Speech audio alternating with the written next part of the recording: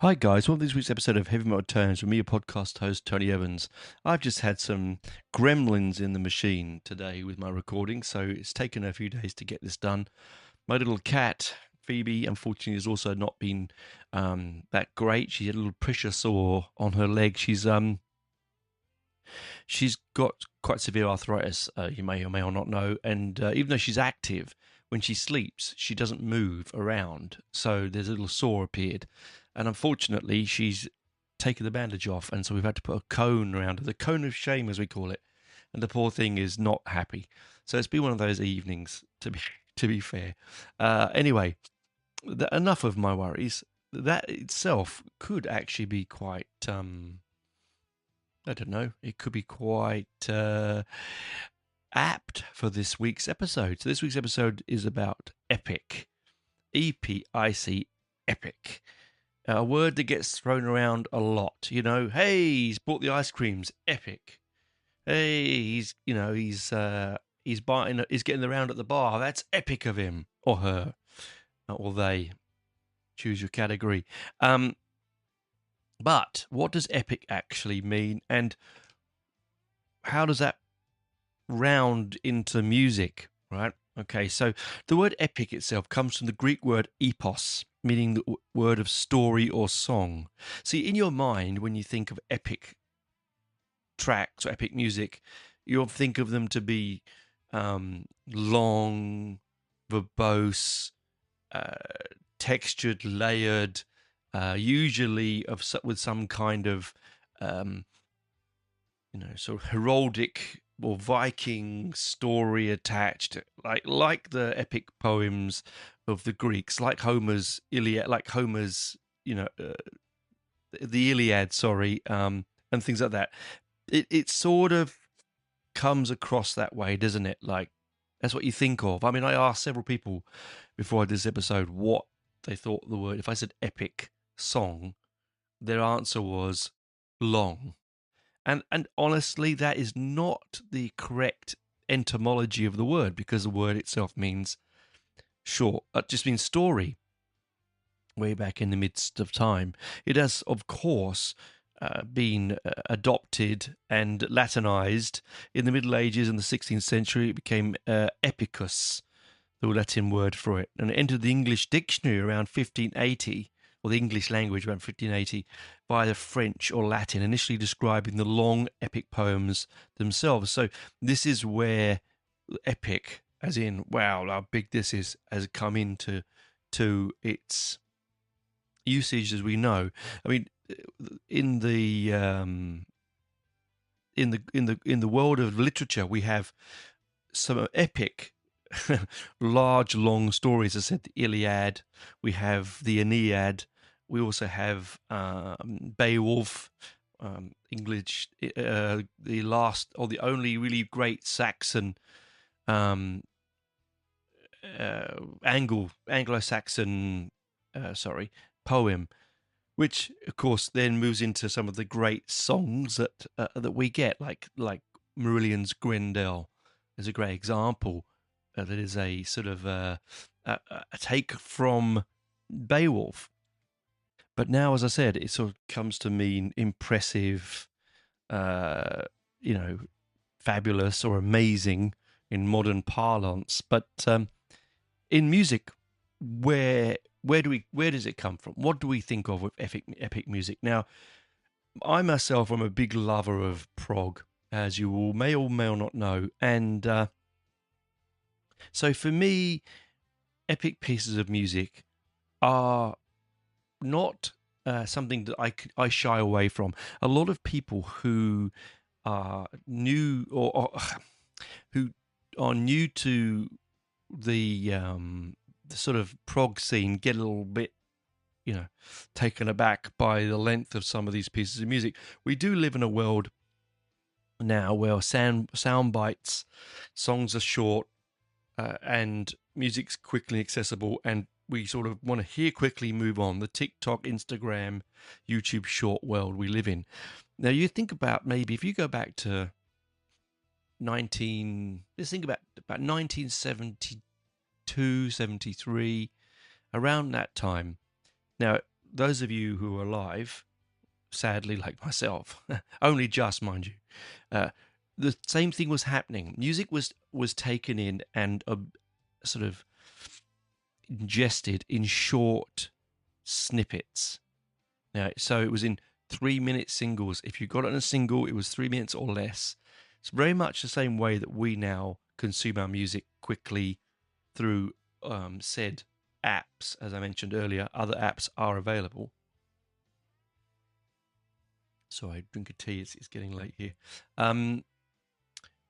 That's the way music was consumed. It was consumed in short bursts. Albums were bought, but on those albums, you would find 3-minute songs, usually maximum about 3 minutes, because that's the length of time you'd get on a 7-inch single. This is before the advent of the 12-inch, of course. And for those that are too young to know what 12-inch is, it is basically a long version or an EP, extended play version of a single. It usually had the extended track on of the A side, or it would have 2 extra tracks on, or it would have instrumentals. It was a mix. Anyway, one of my favorite 12 inches that I ever owned was Peter Gabriel's Sledgehammer. I love that. I love that 12-inch. I love that single so much until my brother woke up one morning. I'd left it on the floor. We shared a bedroom. He woke up in the, sort of blindly getting dressed and trod across my 12-inch and snapped said Gabriel's masterwork in twain. I never got it replaced. He never said sorry or fixed it. He just told me I shouldn't have left it there. And to be honest, that's probably the correct thing. I probably shouldn't have done it. Hey ho. Anyway, so we're thinking back 72. So the consumers are listening to short, sharp pieces of music. What happens? A group of Oxbridge graduates decide, that's Oxford and Cambridge if you don't know, outside of the UK, like Yale and Harvard. They went, oh, we want to make music that's more akin to classical pieces of music, more orchestrated, longer, not longer winded, but just longer pieces of music. They want to stretch their abilities beyond 3 chords, 4 chords, and I want to hold your hand and so on. They really wanted to just move forward. And so we have the birth of the progressive rock scene. Now, progressive, as I've mentioned before on the show, prog is not a dirty word. It's a 4-letter word, but it's not a dirty word. The problem with prog is that people associate it with dullards and, university types, the Monty Python set, as my brother would say. The ones that laugh at intellectual comedy and look down at their noses at you when you don't understand the fifth movement of the staccato of this and that and whatever in a piece of classical music. This is what they look at, is what they think. This isn't the case. A lot of progressive music was just people who were a little bit more ambitious and wanting to spread their musical capabilities with instruments that weren't being used.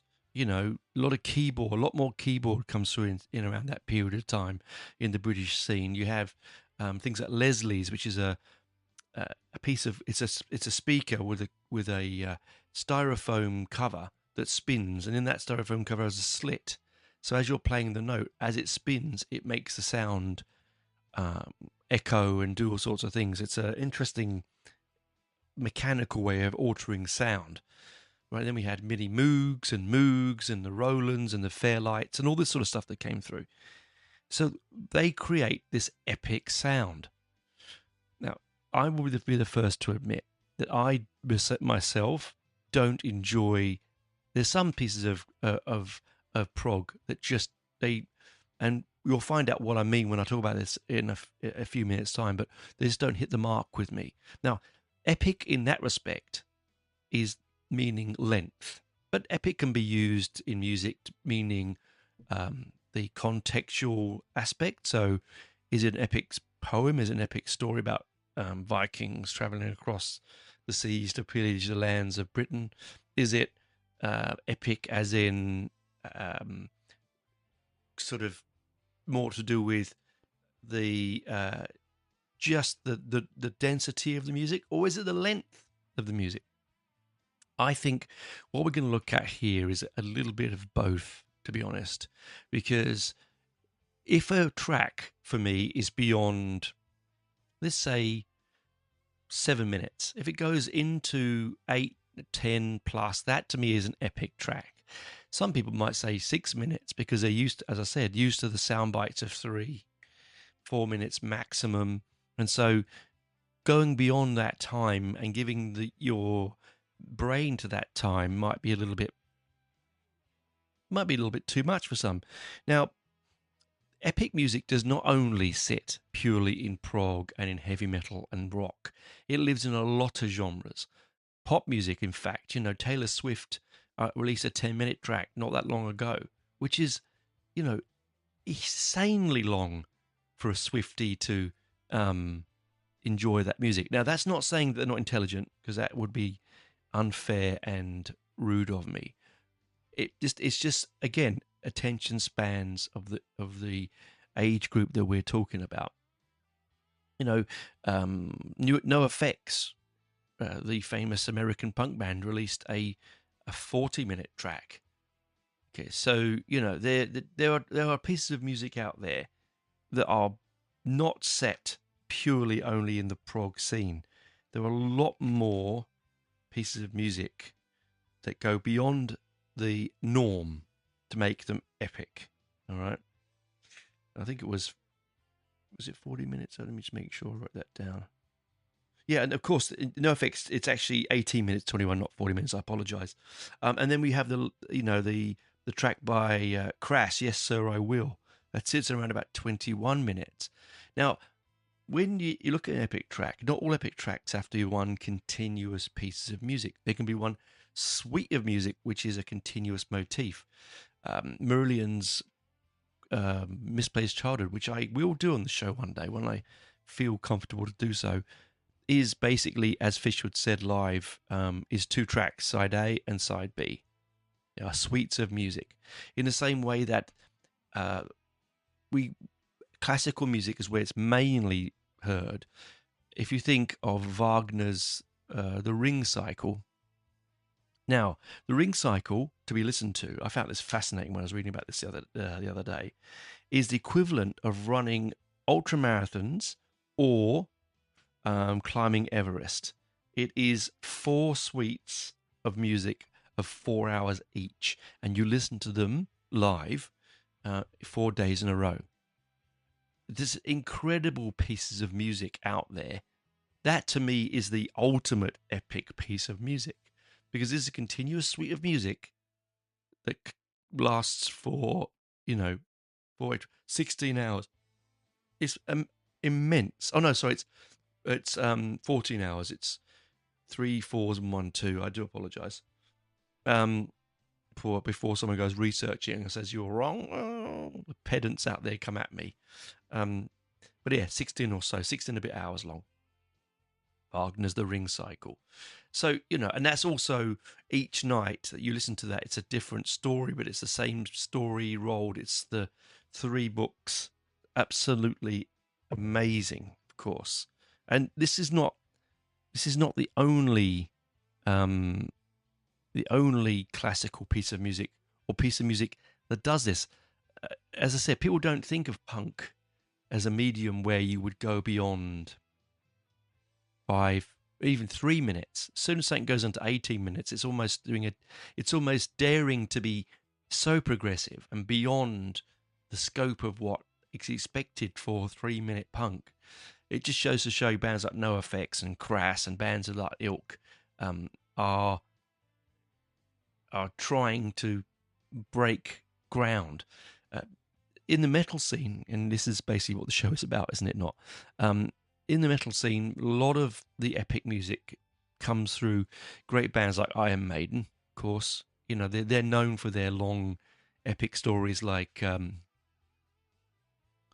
Rhyming the Ancient Mariner, the greatest heavy metal track ever written. I will leave it at that. You can say what you will about that. You've got Alexander the Great, and of course, the track that I'm going to talk about very soon, which is Empire of the Clouds. I have already discussed this track early on in the show's history, and you're quite welcome to go back and listen to that. But I would say that right now it is more, after listening to it more and having more, experience under my belt, I think we can get to more grips with it. But they're not the only band, of course. Doom bands do it. There is a track, and I think I've tried to tackle this, but I really struggled with it gripping me, which is something that does happen with epic long tracks. You've got Bong Ripper's The Great Barrier Reef, which is 79 minutes, and then you have Bell Witch's Mirror Reaper, which is the ultimate of that kind of piece of music, is 83 minutes. And then you have Fauna's The Hunt, which is 80 minutes. Sleep the Sun and Jethro Tull also have our tracks in around about, Sleep and Sunno also have tracks around about 44 minutes. When Thick as a Brick is 44 minutes long again, but we're talking about heavy metal here. And Bell Witch's Mirror Reaper and Bong Ripper's The Great Barrier Reef, they're doom tracks, and a lot of these doom tracks, they're in the background for me. There's tracks that, what I said before is I can't really get into them because they take forever to really find their feet. And there's points in it which don't resolve. And again, that's something I'll talk about on the other side once we have a break. But let's just quickly go over what I was saying. Epic doesn't always mean has to be long. Epic doesn't always mean it has to be of heraldic knights and demons and witchcraft and sorcery and war. It doesn't also mean it has to be verbose and heavy. There is a misnomer there, and I think that epic can be anything you want it to be. If you think that anything beyond 5 minutes for you is epic, then that's great. If you think that a track has to be like Supper's Ready, 27 minutes long, and that's a Genesis track, by the way, sorry, Supper's Ready, then, that's your form of epic, okay? I think it all depends. It all depends on your taste. I personally love a track that goes beyond the 10-minute wall. And I mean this sincerely, just because it's over 10 minutes does not make it a good number. Sometimes, and a lot of the time, they often fall flat because of their lack of direction and understanding of what makes a epic number. Just pinning together 4 or 5 ideas and then loosely adding a bridge in between or a solo or whatever and thinking that will make you an epic track, that's not always going to work. Let's talk about that on the other side, because we're going to come back and we're going to talk about Empire of the Clouds, Iron Maiden's 18-minute classic, and what makes a good epic song for me. And again, this is for me, it's personal taste. Might not be your personal taste. Anyway, we'll come back to the other side. We'll chat after that. Talk to you soon. Now, if you want, I'm just going to do a bit of advertising. If you want ad-free, please do my podcast. It's $2 a month Australian, and you get free. You get the episodes ad-free, I should say. I'm not doing much else there at the moment because I'm just finding time. It's really hard to get this all sorted in the normal life. It doesn't pay me any money, this show, so I'm not sort of making millions out of it or even thousands out of it. So I still have to work a full-time, hectic life. And so if you want to do join for $2 a month, it does help me pay for my podcast feed, for my studio bits and bobs, and just time for me to do the research. Anyway, talk to the other side. That was enough of the the shameless plugging, and let's get on to what makes epic good for me and what make epic good for you. Epic, dude. Bye for now. In postseason football, you need to find that extra gear. On FanDuel, it's called playoff mode. Flipping the switch on the FanDuel app can flip the script on the entire season. Big boosts, more rewards than ever. And introducing Drive SGP, an entirely new way to live parlay any drive and bet at the speed of football. This season, everyone makes the playoffs, and FanDuel is making them even more awesome. Turn on playoff mode, only on FanDuel. New customers bet $5 and get $300 in bonus bets if you win.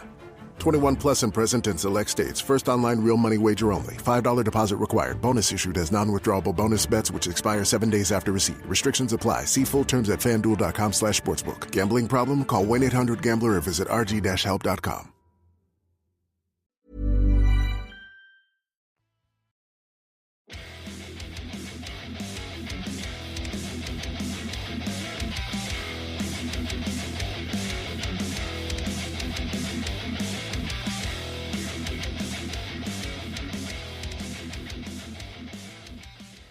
Welcome back, dudes, to this epic episode about epic tracks. Again, as I said before, the ads, epic is in the mind or in the ear of the beholder. For me, whenever I look at an album and I see a number that is over, these days tracks are getting longer in a lot of the music, or particularly in the progressive metal scene, and particularly in the doom scene. But they are niche areas. I like when I see it. Over 10 to 15 minutes. I remember my mate John sent me a message the other day. I can't remember what band it was, what track it was, but he said, cool, it's over 15 minutes. Can't wait to get my teeth into that. And it's the same as reading a book, as I was thinking in the break, when I was getting the break ready. When you read a book, and say it's an epic novel, or a novel of any kind, a story of any kind, you don't mind if that story goes off on a tangent, disappears into different directions, characters come in, characters go. But the pattern of the speech and the way that the author is writing it is rhythmic, and it has a similar pattern. You might go away, but you might come back and the pattern will resolve itself. This is the same for me with an epic track. This is what I said before the break. When you have tracks that are, I've written a 4-minute piece of music here. Oh, and I've written a 4-minute piece here. And I've written let's join them together. Because they're not always, it's okay for that musician to add that 4 minutes if it's going to go off.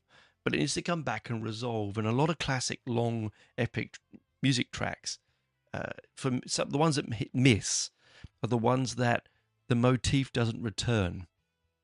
It's at the end, there's not a resolve. When you read a book, let's just say a crime novel, it resolves itself in the end. Whether you like the ending or not, it resolves itself in the end, and it resolves in a way that you knew sort of was going to happen. Unlike, say, an Agatha Christie book, where she just chucks in a bit at the end, suddenly there's a character 4 pages from the end that is the murderer that you had no idea it was ever going to be them. That sort of frustrating reality. But with an epic piece of music, whether it's lyric motif or actual musical motif, I want it to come back. I want it to flow in a way where it will start, it will change direction, it will go somewhere else, but it will always come back at the end. In that last 3 or 4 minutes, you're getting this sort of resolution musically and motif-wise. Because it happens a lot one of the classics, as I mentioned in the first part, is A Supper's Ready. Brilliant piece of music, over 20 minutes long. It is one of sort of modern music's true, interestingly diverse and strange pieces of music. Itself, though, is several pieces of music that do, and sometimes jar, because they don't connect as well as they think they are connecting. Because, someone like Tony Banks or Peter Gabriel, or they've put in pieces to bridge the two pieces of music, and because when the writer of that piece of music was in a whole different headspace and different direction, gives it to the band, and the band go, "Oh yeah, let's put this in here. We think this works."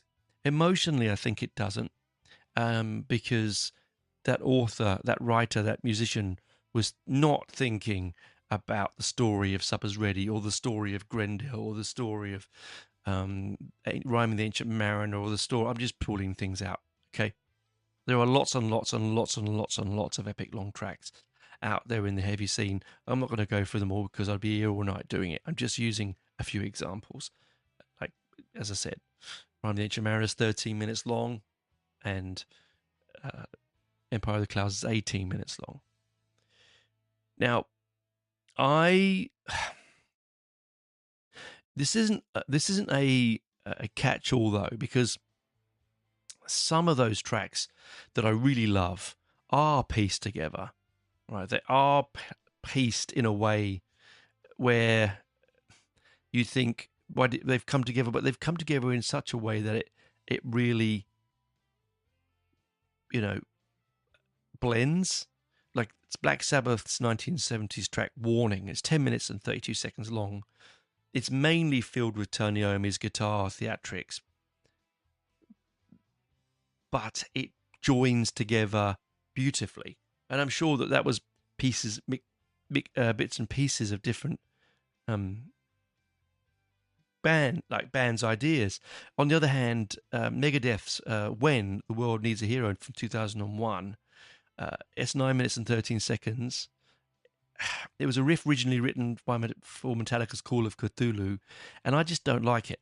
I think it feels out of time. It feels not necessary. You know what I mean? It's just one of those things, because it was recorded far too long back. Adding it to other pieces of music, it's a little bit disjointed, Okay. So you get that, okay? You just do. I mean, Tool is a good example. They write very long, 15-minute tracks. I find their music absolutely tedious beyond belief. Now, people listen to this going, but Tony, you listen to 27-minute tracks by Genesis. How can you say this is tedious? I just find their music by numbers, or math rock, or whatever you want to call it. I just find it a little bit, I don't know. It's sort of, it just doesn't get me. Anyway, that's a whole different episode, is it not? I mean, but on a sort of winning side, there are other tracks like At War with Satan by Venom, the whole first side of the album At War with Satan, which is one epic long track, one whole side. A lot of people forget that piece of music. That is a Wagner-esque operatic piece of extreme metal made at a time when what you would never think of a band going, let's make a 16, 17 minute or 20 minute, whatever. Let me just quickly check how long that runs for. Hang on. I'm doing this live. Let's have a look how long that track is. I should know this off by heart because it's actually one of my favorite tracks of all time. And there we go. Let's have a look. 19 minutes and 57 seconds. There you go. The total album the total album running time is 39 minutes and 45 seconds. So almost over half of the time of its running time. Who would have thought? This is a band that comes bursting forth from the explosion of punk and new wave of heavy metal, getting away from prog and from things that were old and considered to be played by old people, and suddenly they're making this Wagner-esque nearly 20-minute track full of textures, sounds, aggression, lyrical storylines, and it is one of the greatest tracks of them all because it really does feel like it was written at that moment for that length. So you can see that there are tracks out there that do, even though they're long, just feel, for me, and again, this is personal, it may not be for you. I'm sure out there, if you go and take that time to listen to a longer track and say to yourself, why am I enjoying this? What about this is good? What about this makes me feel like I want to fast forward or I want to stop? Usually it's because they have not resolved their musical diatribe, or they have just gone on far too long. Something about epic numbers that do need sometimes to be self-edited, because did we really need to hear that particular chorus 18 times? Probably not. You could have taken that out, 7 of those, and tightened it up. And then again, that's where a good producer comes in. But also, the band has to understand. I mean, if that's there, but this again is subjective. If that's what they want to do, then good on them. As I said, Bell Witch's track, 80 odd minutes. It's really, it's a very difficult piece of music to penetrate. Very much in the same way as they say that, as I said, listening to Wagner's The Ring Cycle is the same as running an ultra marathon or climbing Everest. It's actually, you have to try and do it. It's like reading War and Peace. It's equivalent, apparently, of listening to Wagner's The Ring Cycle is a similar equivalent to reading War and Peace. And I think that's also what happens with a lot of these verbose, longer prog tracks from the 70s. Bands like ELP, who I adore, are guilty of this fact. Van der Graaf Generator, guilty. King Crimson, very guilty of this not self-editing. All right. As I said, it's like a book, a great edited book. A good book is edited with a great editor, knows how to tighten it and make it, even though it's long and epic, like Lord of the Rings. A good example of that is Lord of the Rings. My wife brings this up to me all the time. The whole bit of them walking around in Mordor, Frodo and oh my God, I've gone completely blank. But anyway, those two walking around Mordor. It's like 9 chapters or more. It's a big book. The entire book is just them walking around in the dark and stony and burnt and dark, horrible place of Mordor, trying to get into Mordor. Edit that out into one book, into maybe half of that, and you probably would have got that book. People might have read more of that book. I mean, it's still one of the most read books of all time, but you know what I mean. Same with Dune. Dune is another one, the most published science fiction novel of them all. In fact, one of the most highly read books in the history of publishing, outside of the Bible. It has moments where you almost give up because it's a little bit too dense, maybe sometimes too. It says, "Hey, you have to know this before you read it," and that happens with epic music. It's almost like, "Hey, you have to understand I'm using extremely strange augmented chords over this jazz fusion piece that's an underlying blues bass with some strange offset timbre drum beat," right? And for musos like us, like myself, that is very, very arousing. I can get very excited by things like that. But the general public generally don't. So bands that make it and do it well are, and I have to come back to this, Iron Maiden. Iron Maiden, for me, make the best heavy metal epic tracks. And they really do. Because not only do they feel like they're only with you for a short time, but they take you on that journey and they resolve it. They might take you away for a solo. They might take you away for a vocal, some vocal gymnastics by Bruce, but you always come back and you always resolve. And that's the beauty of a genius like Steve. He knows how to bring that story to its logical conclusion. And so we get to um, Empire of the Clouds, 18 minutes long. I've seen it played live. I've played it many times. The more I play it, and I think this is with epic tracks, the more you play an epic track or a lengthy track, the more it feels like it's actually quite short because you know it so well. Empire of the Clouds is another great example. I don't particularly like Bruce's vocal on it. I've said that before on an episode way back, as I mentioned. I think at this particular time, Bruce was trying to sing high and trying to get beyond the notes he could get. And this is just post his cancer scare and so on. And I think he's dropped that back a bit since.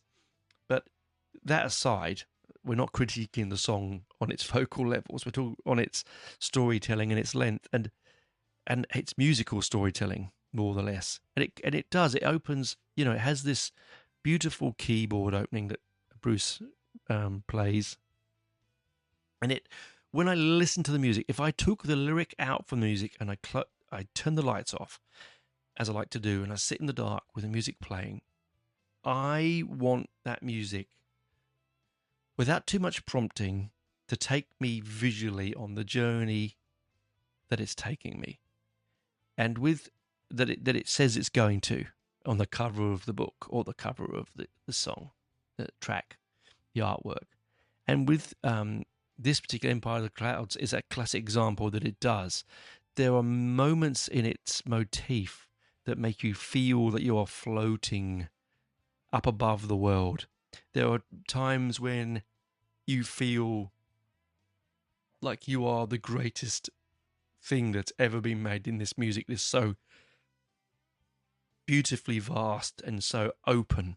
There are times, of course, where there's tragedy, and in the guitar notes using the sad notes, as they call them, they're bringing in that sense of foreboding and as I mentioned before in the episode ages ago, the captain didn't want to go. He was told to go and he thought it was dangerous. He knew it was dangerous, but still made that journey.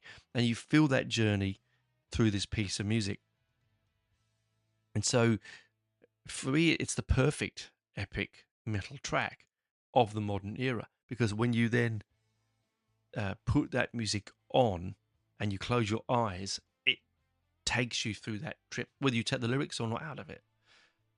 Another track that is not an epic track in length, but is a piece of music that does the same thing for me, and that's Immigrant Song by Led Zeppelin.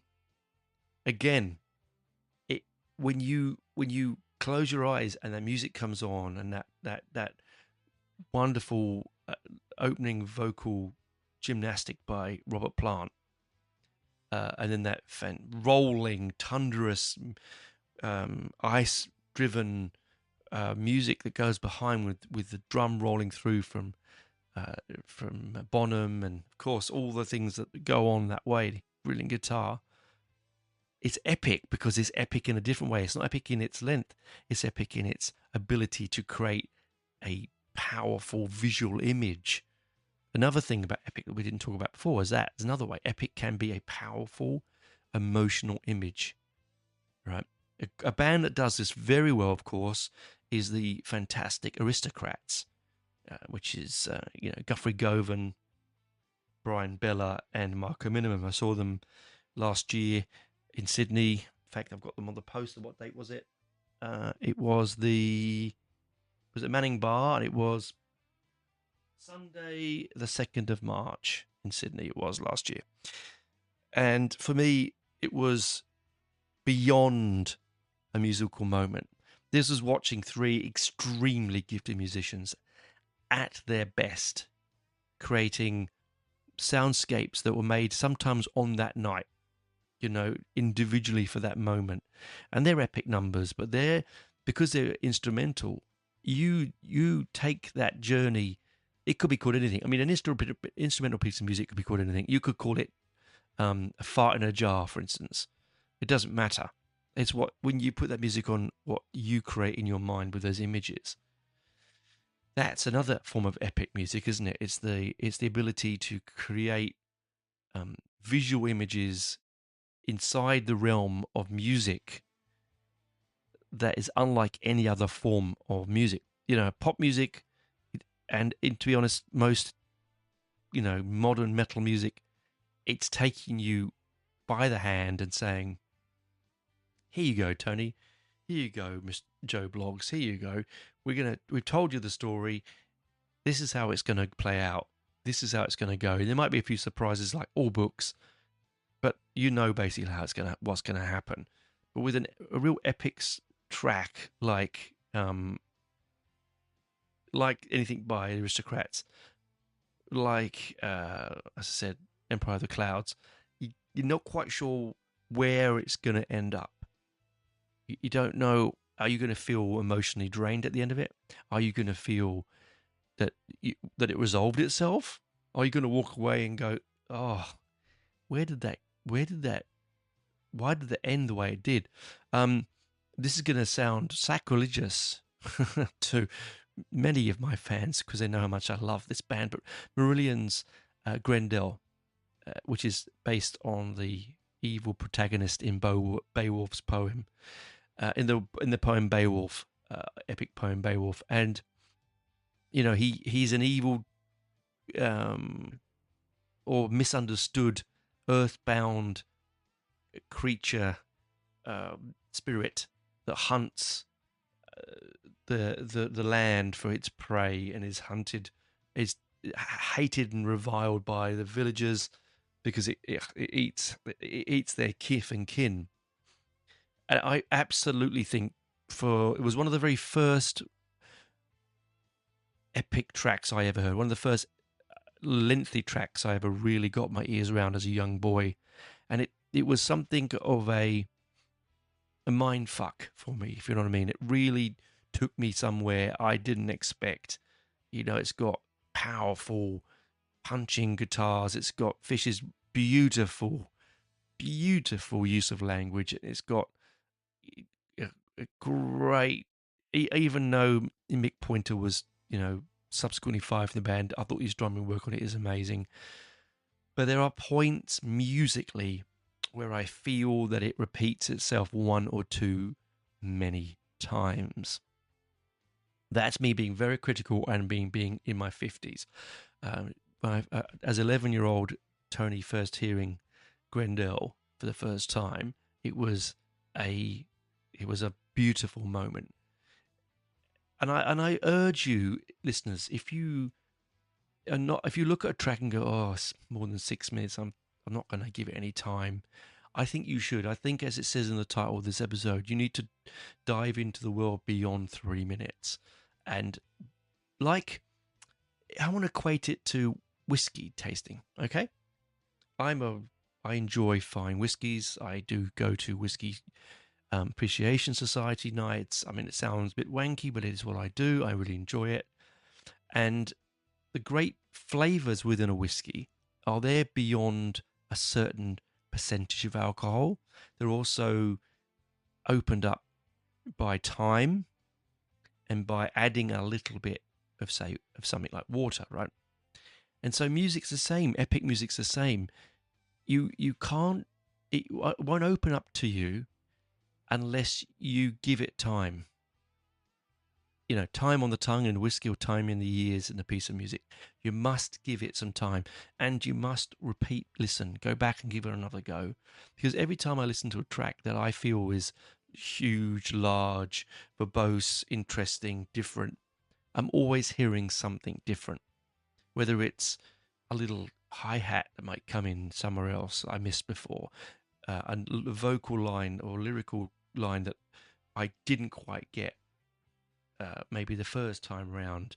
Maybe, I was emotionally not ready for this piece of music on the Monday, but the Friday I felt acceptable or accepting to it.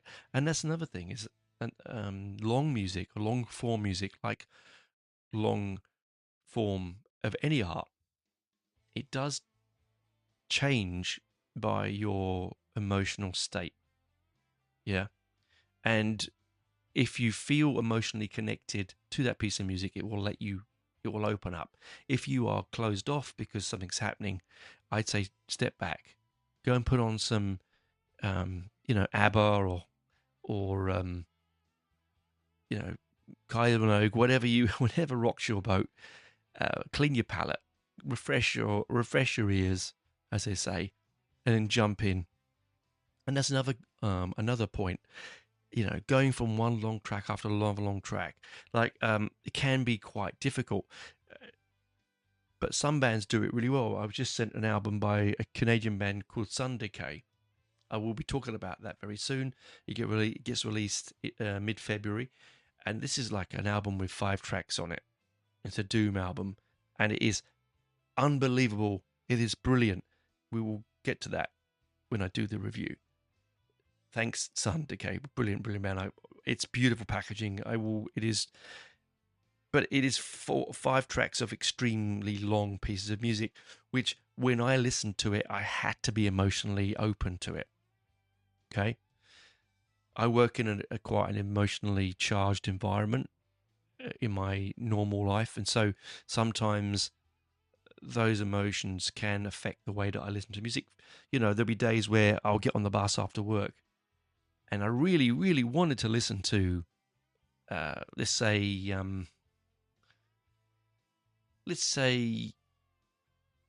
Candlemass's Mirror Mirror. That's an epic piece of music. But as soon as I put it on, because of the emotional aspect that I felt I've gone through in the day, it almost tells me I can't do it. It almost becomes unlistenable to me. But then the next day, I put it on and I feel open to it. And that's what happens with epic pieces of music. Whether it's lyrically, musically, and to be honest, some spiritually, it does take that. It can come down to that. But let's quickly resolve this and round it up. As I said about the songs, it needs to resolve, so do shows.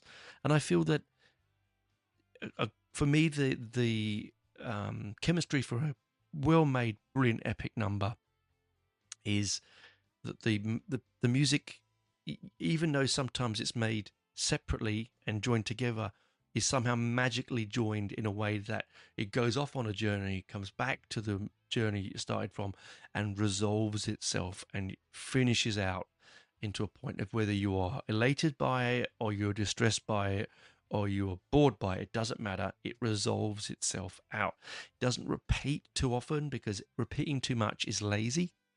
I think with epic pieces of music, if you can continuously just repeat yourself for 14 minutes, you could have made that 6 or 7 and had it a much sharper, more honed piece of music. So to me, it has to be cohesive. I like it to wander off and to come back.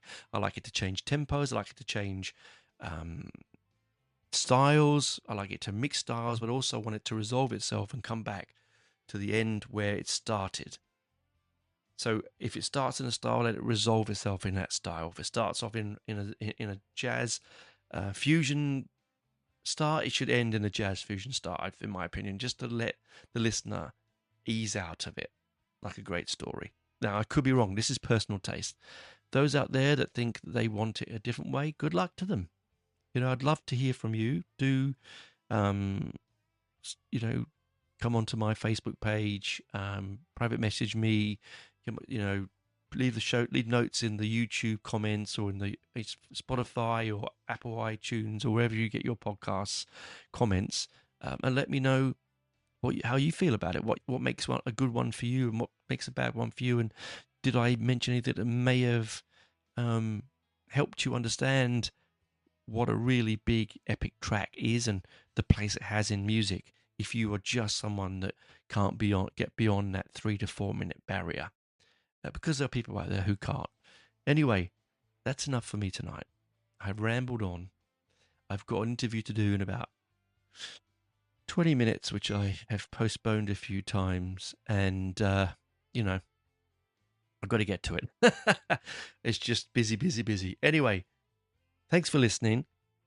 Thanks for being supportive, and keep on being, as they say in the show notes, epic. Bye for now.